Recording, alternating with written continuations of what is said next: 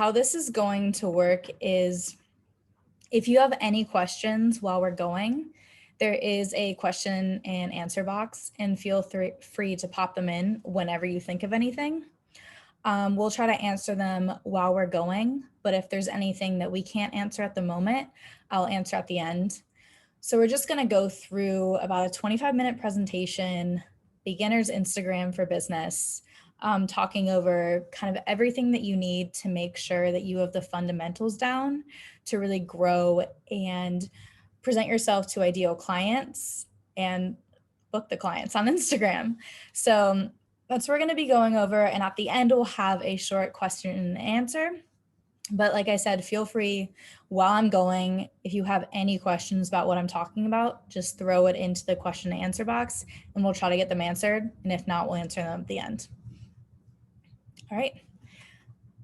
So a few of the things that we're going to cover today is why Instagram is so important for marketing your practice, how to set up and optimize your account and switch it to a business account if you don't have that yet, your ideal posting types and times, setting up your branding on Instagram, and then just a myriad of helpful tips to get you started.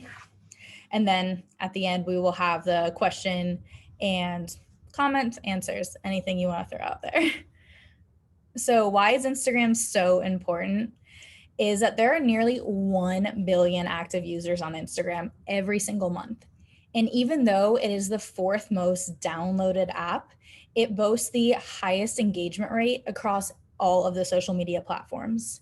Instagram is great for reaching out to your clients and actually engaging with them instead of waiting for them to come to you. It's a bit harder on LinkedIn and Facebook. I feel like Instagram is the best so that you can actually get out there and get seen and visible, which is the whole point.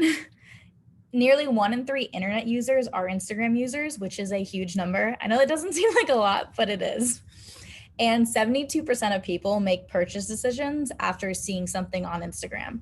And I know you might not think that your therapy sessions, reflexology sessions, or anything, you might not think of them as purchase decisions, but they are. Instead of people just looking at a shoe and buying that instantly, I know the purchase decision might take a bit longer at that time, but people are still making purchase decisions when it comes to your practice. So you have 72% of people that are looking to make those decisions online. So we're going to talk about setting up your Instagram if you haven't set up an account yet, or if you only have a personal account. We highly recommend that you set up a separate account for your business. Although we do think that you should be personable on your business account, it's really important that you are also professional as well. So setting it aside from your business or from your personal account is really important. If for some reason you don't have an Instagram account at all, it's really easy. You just download the app and click sign up. And you can either register through creating an email and a username and password, or you can log in with Facebook because now that Facebook and Instagram are linked, you can easily sign up through Facebook. And then if you already do have an account for your business and it's a personal account, you have to switch it to a business account. This gives you access to insights, which are Instagram analytics. And you can also add your contact information and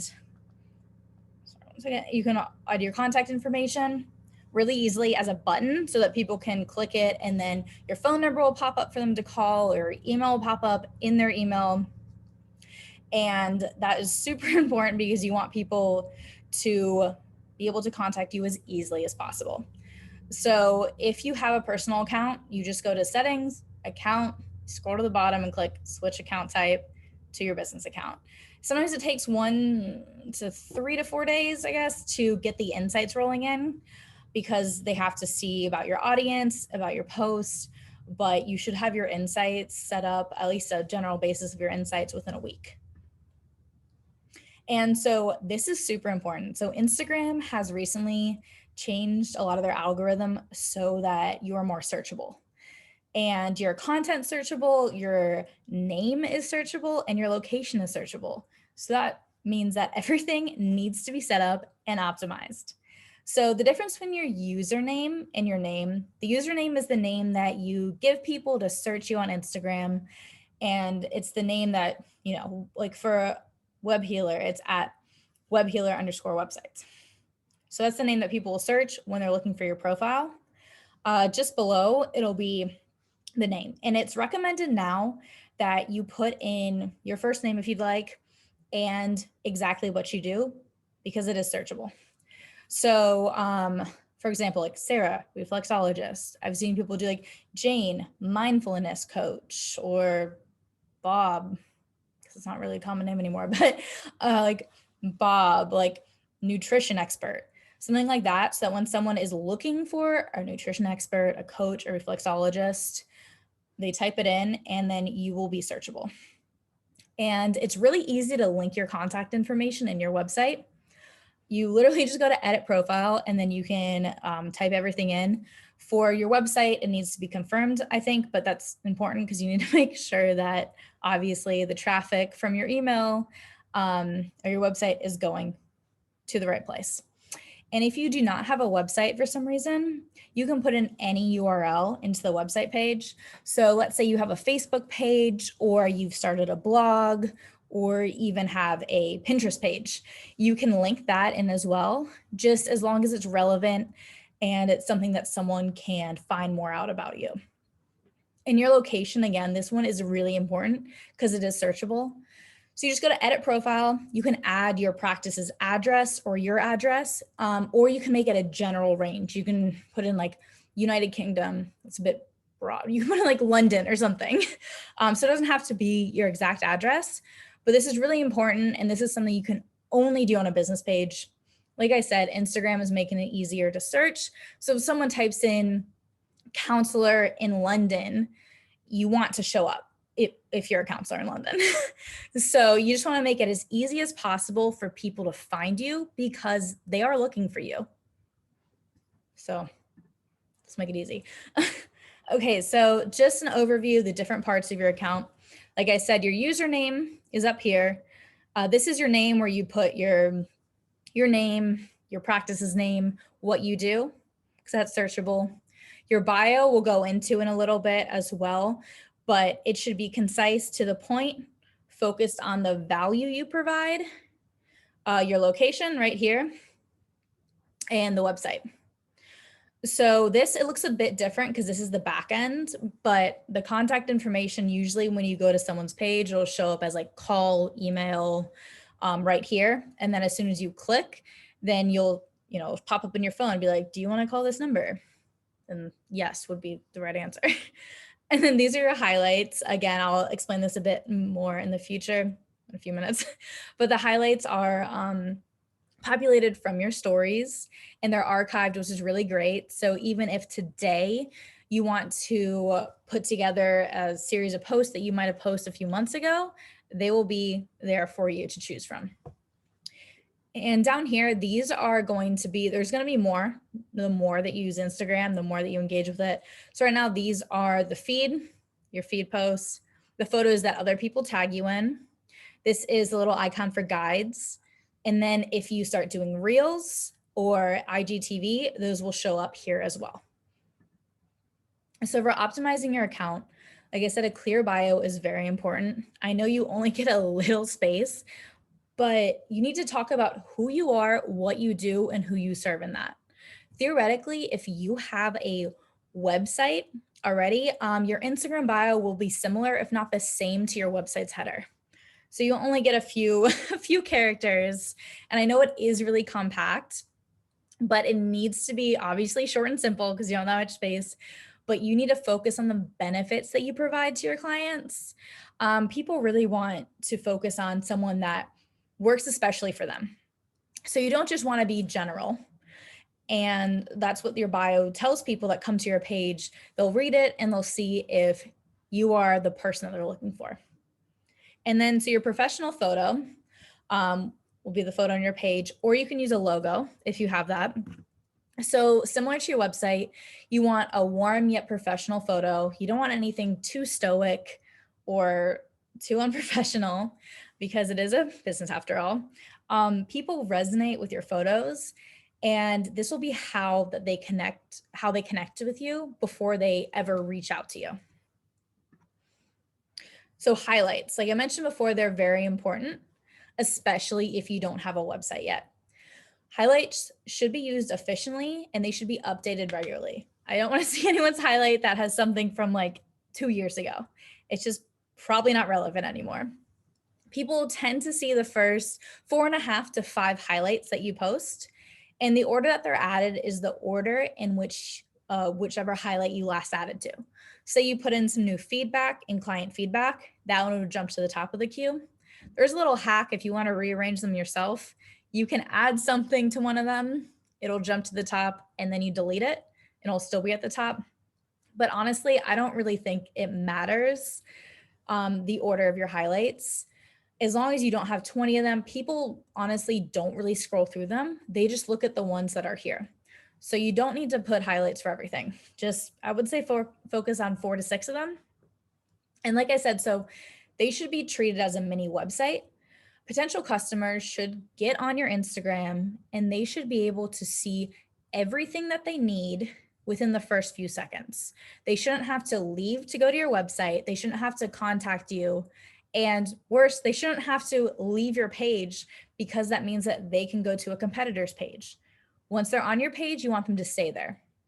So that's what's so important about making sure your Instagram is optimized and set up for success. And highlights are a great way to do this. So they can be anything you post on your story, anything you repost on your story. Everything is archived, so you can see all the posts you've done and then rearrange them at a later date into highlights. Another thing is having on-brand cover photos for your highlights is so important. I hate getting onto a page and you see weird, like kind of cropped pictures, like whatever Instagram does, and they choose the highlight covers from what you posted. It never looks good and it does not look professional. It's really easy to make in Canva. Even if you have the free version, you just search Instagram highlights and then you can change your logo, switch to the brand colors. And then when you're in your highlights, you just click on change cover and upload it from your phone. A few highlight ideas that work across the board could be about us, about you, frequently asked questions. You can have a list of your services if you have multiple of them, how to book if the booking process is a bit more complicated, and definitely client feedback or testimonials. So these are the ones that can kind of work for anyone. Like I said, it should be a pared down summary of your website, or if you don't have a website, treat this as all the information someone needs to know in a bite-sized piece. So ideal posting tips. Across the board, when you should post has to do with your insights / analytics, but just in general, like for everyone, Wednesdays from 11 to 2 and Thursdays from 12 to 3 tend to perform really well recently. So if you have no idea when to post, I would definitely recommend doing Wednesdays and Thursdays, like mid-afternoon, just to start you off and see how that goes. What you should post is really important because, especially in this industry, you should focus on a know, like, trust factor. So people get to know you, they like you, and they resonate with your content. They feel like they can relate to you, and they trust you. Trust is very important in this, especially if you are a therapist, because people are going to make those purchase decisions that last a bit longer, but they need to know that you are relatable and that they can trust you. So you need to connect with your audience with leading with value. This is what gets people to follow you and why they will continue to follow you, even after they booked, or even if they're not sure they're going to book anything. Instead of just staring at your page that you're selling all the time, people need to have a reason to follow you. So that's where you come in, provide value, tips, tricks, things that might seem easy to you, but aren't easy to your followers. And I'll talk about that in a second as well. So when you combine a mix of testimonials, behind the scenes, tips, and very importantly, to show your face to your audience, this all is the perfect recipe for the know, like, and trust factor. And where you should post, we recommend on average posting 3 posts weekly. Every post should have a purpose. If you're ever just getting on Instagram, you're like, oh, I think I need to post today, and you don't know what to post, you probably shouldn't post. Honestly, every post should have value, should have a reason. So before you post, ask if this is something that your audience needs to see or if this is something that they want to see, because those two are really important. And if you're just posting something because you think you should, the content is not going to be the right content for your audience. You're not going to see the engagement for it. So even if you cannot commit to the 3 posts weekly, as long as you post one good post a week, that's fine. As long as you're posting consistently quality content, that's all that matters. So if you do have the time, 3 posts weekly would be great that you can reshare it to your stories, 5 standalone stories, even if it's just something about this is my breakfast or how was your weekend? And that can also open a conversation. If you put a poll on your story, something like that, it can be something simple, just something that people relate to you. And we'd also recommend trying to do a reel a week. That's Instagram's new baby, and they are pushing accounts that do reels. So even if you have a 15-second video you've already created, or even just something of easy, your backyard, anything, you can easily upload it as a reel. It takes a few seconds, and Instagram is prioritizing those accounts at the moment. Sorry, one second. So a few sample post ideas that convert really well. So like I said, value driven. I would say this is by far the most important type of content over anything. You always want to lead with value. This shows your audience that you are an authority figure in your industry. And like I said, it gives people a reason to keep following you because it keeps them learning from you. It keeps them engaged and interested. So a few ideas of value posts include like 5 tips to starting a morning routine, what you should be drinking before bed, like tea wise or something, how to stop whatever bad habits, different kinds of essential oils and like their purposes or how to use them, 3 most surprising reasons people go to counseling, just kind of anything, kind of get them with a hook. But just something that people would be interested in reading from your page, even if they're not ready to book with you yet. Credibility is also super important. So these are anything testimonials from any source, client feedback, even if it's from a DM, obviously you'd have to ask them before if you could share that. And I'd blank out their name just for confidentiality. But this is really important, especially when you're starting out with a new platform. So people aren't like, oh, he appeared from thin air. This means that it shows that other people trust you, other people like you, and establishes you as an authority. And inspirational and shareable. This one's really important, like anything relatable memes, like just stay away from politics, please, like just as a whole, it doesn't go over very well online. Anything like quotes that your audience will resonate with. If you can get someone to like it and comment on it, or share it to their audience, that means that you are shown to an entirely new audience. This also makes you more relatable to your audience. People feel like they can reach out to you, which is no like trust thing. So this one's part of the like people need to see you as a real person. Instagram branding is really important. If you do have a website, obviously stick to similar branding across all platforms. Stick to the same color palette that you have on your website.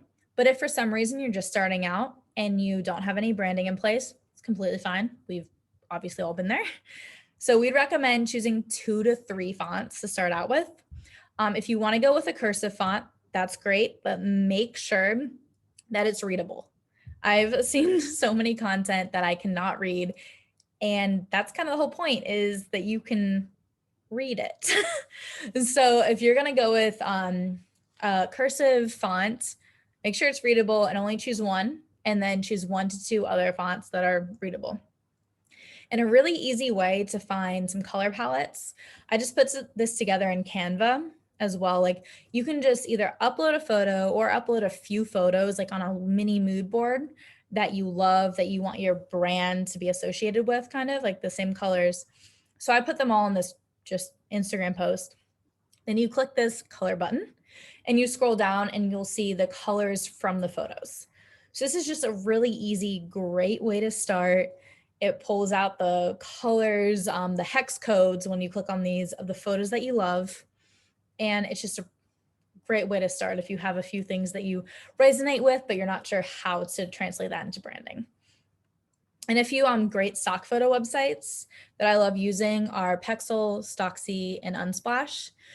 So they have a lot of great photos from photographers that submit their work, and they don't look like stock photos. So I know creating content is a lot of work, and it is hard if you're going out and taking photos of everything, or you're just using all your own content. So you're more than welcome, even slightly encouraged, to use stock photos when you can. And these are a few good websites that have them that don't look like stock photos. So you'll be able to find something that's on brand for you. And that's all that matters. So analytics, this is very important. Instagram calls them insights. To figure out who your audience is, you're going to go to your insights and then your audience. Here you'll see your gender, the age, location, and most importantly, when they're online. You can see when they're online daily. So you can see like, oh, Wednesdays or Thursdays are better than other days. And then you can click on that and see exactly what time. So maybe it's like Fridays at 1 to 6 or Saturdays at 3 to 5. Like, you'll be able to see when your audience is online. This is also really important to see who your audience is and if it matches up with who you think your audience should be. So if it doesn't really match up to your target audience, you might either have to change your target audience or change your content to resonate with your audience. And how your posts are doing. You go back into your insights again and then click on content and activity. And this is where you can see how many impressions you've made, how many profile views, and how many website clicks from your previous recent content. Specific post insights. This is when you click on a post, you scroll down below the photo and you click view insights. And this is really nice, especially when you have a post that performs exceptionally well. You'll see where people came from and then what actions they've taken after they've clicked on your post. I'll show you right here. So this is a recent post and from a random account, actually. So you'll see the likes, comments, shares, and saves that this post has received. The reach, it reached 387, and the interactions / the actions taken from your post. So there's 7 profile visits, but if people click on your website, you'll see like link clicks, 2 or 3. And down here with the discovery, you'll see, so this one has 45% of people weren't following this account before, which is great, which means that they were shown from other people or to other people from the Explore page, from their hashtags that they're using. And this breaks it down even further, the impressions that they've gotten and where they're from. So like from hashtags, this post has gotten 158. So it's really important to always kind of keep on top of and check your post insights just to kind of see, especially the posts that work well, just to kind of emulate that again, mimic those same posts. But it's really kind of nice to see where people are going and where they came from. So a few basic Instagram tips. So if you are a new page or a smaller account, I would definitely recommend, or not even recommend, you should be responding to all your DMs within 24 hours. Even if it's something like you can do save responses now, even if it's something saying, do you mind sending an email to blank and we'll get back to you? Or like, thanks for reaching out, something. It just looks so unprofessional. Like sometimes people, actually a lot of times people do not come to your email or your website first. They will just try to reach out to you on social media because I think it's easier. But if you don't respond, that means that like they either think that you aren't active, you aren't professional, and they can go to someone else who will respond to them. And the same thing, if you don't have that many followers and you can keep up with this, you should respond to every comment that you get, because there's no reason I've seen small accounts that get 10 comments on something. They'll like a few of them and respond to one. I mean, it shows your audience that you're not really engaged with them. I'm not saying you don't care about them, but that's kind of what your audience thinks, especially if it's a small account. I'm like, why are you not responding? So a few things to increase your engagement on your feed posts is before you're about to post or before you know a scheduled post is going to go out, you get on Instagram and you strategically engage 10 minutes before posting. So that means instead of just going through and liking, you might comment on recent people that have liked your stuff or comment on your stuff. Go through stories and respond instead of just emojis. Like those are great as well, but ask them a question, get them well done if they've done something new. You just kind of want to warm up your audience and get them thinking about you before you post. And then after you post, either stay on the platform or stay near your phone and have notifications turned on for those 20 minutes after, because it's really important to respond and engage, like I said, to every comment that you get. Instagram is a very narcissistic platform. The more that you give to them, the more that you show that you care and you like them and that you're on their platform, the more they'll reward your posts. And seeing that other people are engaging with your stuff and engaging with your content, then they are like, wow, this is a very valuable post. And they're going to promote it more and show it to more people. I think Instagram at the moment only shows your post to about 10% of your followers until it gets more engagement. Then it's like a snowball effect. Then it shows it to more and more people because Instagram wants to be promoting value content. They want to be promoting things that people want to see, which makes sense. So that's where you come in and make sure that you're engaging with everyone that comments to kind of get that engagement snowball rolling. And so each day or each week, I like to kind of set a time to engage with your ideal clients and your potential new clients. So you find them on hashtags that you follow, explore page, or your competitor's account.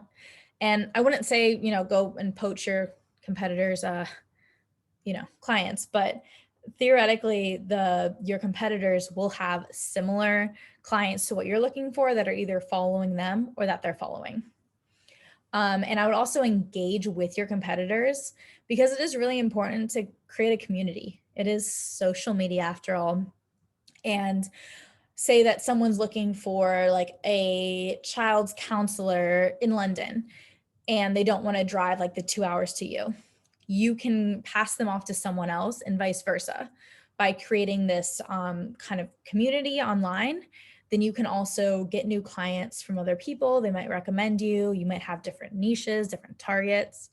So I would definitely recommend you engaging with other people in your industry as well. Community over competition is huge. A few basic story tips. If you add polls, gifts, questions, stickers to your stories, people are more likely to engage. The more people engage on your stories, the higher you'll show up in their story queue. And so even if you want to do something like, I had a great weekend, this is what I did, and then add a poll, like, how was your weekend? And the two questions could be, oh, my weekend was fantastic, or it could have been better. Then you can kind of create that as an opening to respond to the people that answered your polls. So you could respond and be like, oh, I'm glad to hear you had a great weekend. What made it so fantastic? Or like, I'm sorry to hear your weekend was bad. Like, I hope you have a better week. I'm here if you need anything, type thing. It just kind of opens that up to another form of communication. Hashtags, there are a lot of things I could say about hashtags. But just some basic things is you can add up to 30 hashtags on your feed or your feed posts, which means either in your caption or your comments, and you can add 10 to your stories. I would highly recommend you use hashtags that have less than 1 million posts, because the ones that have over 1 million posts means that they're so oversaturated and that like your posts will be lost in a second under those hashtags. No one will see them. So the smaller accounts, I would recommend having a mix of low density hashtags, which is 1,000 to 500,000, and high density, which is 500,000 to 1 million, and do a mix of those two. And the smaller your account is, I would recommend focusing on the low density under 500,000 posts for the hashtags, just so that you make sure that you're more visible. So use hashtags that describe your industry, your specific niche in that industry, your location, and your community.